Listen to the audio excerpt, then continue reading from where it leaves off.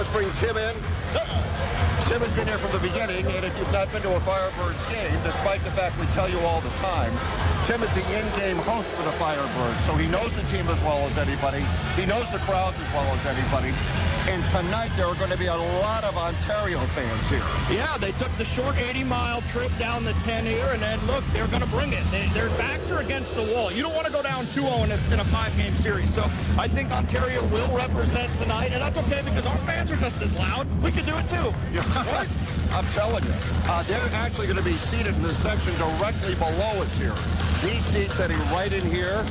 This is where the Ontario fans will be, sort of in the end zone. For the Firebirds, that first game was so critically important because Ontario is big and strong and likes to muck up the game, but then they take control.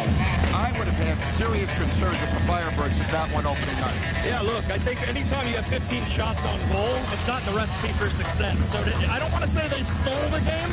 You're still happy you take a win, but Ontario's defense is second to none. They're huge on the blue line. The Firebirds have to continue to dump the puck. They've got to get pucks deep because Ontario, they're too good. They play that 1-3-1 trap. It's very hard to get through the neutral zone on them. So Firebirds have their work cut out. Series is far from over. And as you see, the Firebirds and the Rain are on the ice. What about the size of Ontario, Tim? How do the Firebirds continue to attack that? You got to just hope they use their skill, their speed, and get through, right? It's hard. You've got to show your agility a little bit. When you're outsized, you got to show your speed off.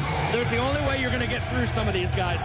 They're going to stand in front of Chris Drieger. They're going to be an absolute menace with their size. So you got to start throwing your body around a little bit, but you don't want to get away from your game too much because that's not their style.